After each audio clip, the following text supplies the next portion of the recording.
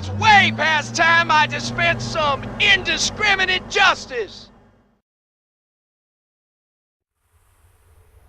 G'day guys, Duckphil here. We are into Game 5 of the matchup between nGenLight and his opponent over here, Just Juice. No, it's actually ST Ace, of course. We have seen some great games between these players. Some interesting builds from Ace, who I, of course, am a bit of a fan of. He's done some cool things in GSL, did some interesting things at IEM, which he took home quite convincingly against Moon, although he did lose. I think it was one game against Moon, but other than that, that was quite an easy feat for Ace. But he is here against nGenLight from the C server. Light is one of the top 20 players on the C server, and of course Ace, being a quality Korean player, is no small task to beat as well. We are currently sitting at 3-1 in this particular series. It is a best of 7, so if Ace takes this particular match, then he will take the tournament, the grand prize. Hey, speaking of grand prizes from this NRG tournament, I forgot to mention, this actually went for a total prize pool of $25,000, so that was a huge amount there. The grand final winner actually takes home, it was $8,000, or was it $8,000 in prizes? I don't know, something to do with $8,000, so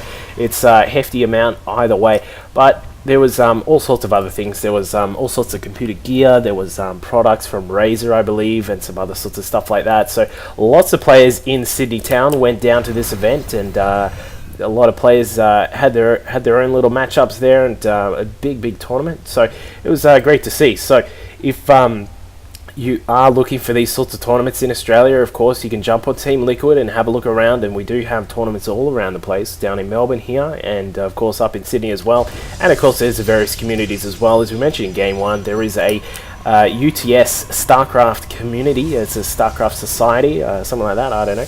But make sure if you are from UTS, you jump on board and hook up with the guys at UTS StarCraft Society.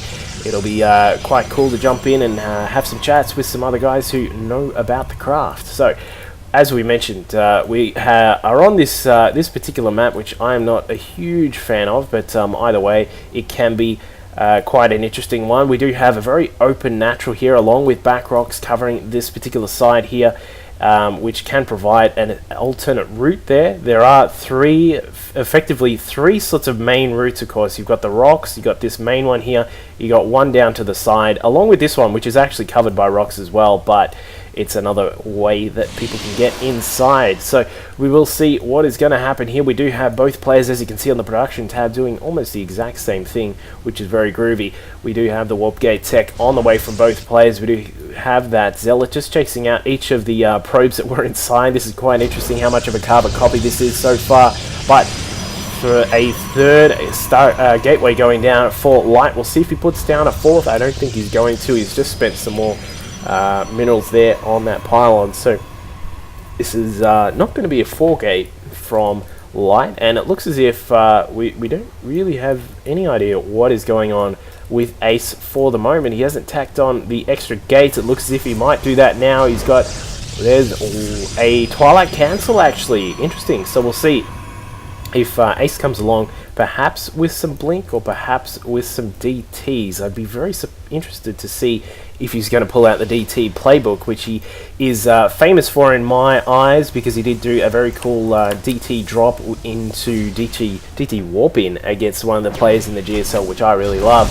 Pylon going down here, but the pylon is of course spotted, so that may change the way that Ace was actually going to play this one out. He does have a second and a third gate going down. I would say this is definitely going to be some sort of Blink play from Ace. Of course, he does have the extra gas, which was up as well quite early. Robotics facility going down for Light. He's going to get that out, probably try and get them all out quite quickly here. He does not really know what's going on just yet inside Ace's base, of course. That's quite hard to do in PvP until you can actually get an observer out. But we do see that a few stalkers are on the way. Another probe is coming across from Ace, so he's going to use this one to come across and perhaps put another pylon down. This is going to go, yeah, I would say there it is. In fact, he's going to put it down over here. As we mentioned, this is one of the alternate routes into the natural base, is covered by these rocks, but of course what you can do as a Protoss is build a pylon over here, warp into that low ground, then you are effectively utilizing that extra route in. So we'll see what Light can pull out here. He does have that robotics facility just finishing up now. We'll see if he puts down another piece of tech. Indeed he does, robotics base. So this is going to be looks as if it'll probably be some sort of Colossus defense. He is getting an observer out quite quickly there. If he can get that out and spot what's going on, I'd say he might be able to chrono out an Immortal in time, but I do not think there is just enough time because these Stalkers are now coming across. The armor count sits at 44 to 43, so they are indeed quite close. Let's have a quick look at what the probes are at. We actually have Light way ahead in the probes in this sort of situation here. He's going to need to cancel. Oh, there we go, the blink on top. It was no Stalker donut, but there's Zealots actually ripping apart every single Stalker there, losing a lot of those quite quickly there. The micro evase showing there with his ability to actually take out a lot of the Stalkers that were inside for Light here. The blink coming into effect once again. That timing was just perfect for Light, for Ace of course, but the Immortal is on the way, so we'll see if an Immortal can disrupt this attack, but it doesn't look like there's going to be enough time. The Zealots coming across here, blink being utilized once again to brilliant effect. There it is here. The Zealots still trying to chase around these Stalkers. There's just not enough Stalkers for Light to actually utilize the fact that he's got the Zealots at the front tanking the damage. A couple more warp in here. If he can just buy a tiny bit more time, he might be able to do this. If he can get that out, it's just about to pop out here, but I think this might be the end here because we do have Ace blinking and Stalker donut attempt there, but he did get right on top of that Immortal, and the Immortal goes down. That is effectively it, because there's no way he's going to be able to get another Immortal out to counteract this rush in time.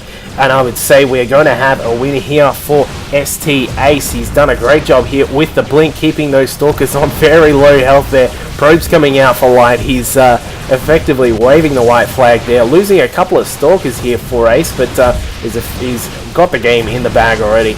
And there we go, the GG from Light. No more Stalkers are coming out. Congrats, GG from both the players there. Congrats from Light. Ace taking out the victory there in the grand final in Game 5 of the NRG tournament. So great little battle there, of course. Some nice micro from ST Ace, providing a little bit of an advantage there with his Stalkers, just sort of blinking on top of that Immortal, sort of keeping out away of the other Stalkers, and just doing a fantastic job in general. So hopefully all of you guys enjoyed that. Do keep in mind, as I said in the earlier games, if there are more sorts of tournaments like this, make sure you go and check them out. Send some replays to me if you want, and we'll put them up. And of course, if you are from UTS in Sydney, make sure you hook up with the UTS StarCraft Society, and those guys will keep you entertained with some StarCraft chat. They do have a UTS Society channel on the C server, so jump in there if you want as well. So hope you guys enjoyed this particular series. We'll probably get some more games going up soon, and make sure you subscribe, leave some feedback. Hopefully it was all good. Cheers.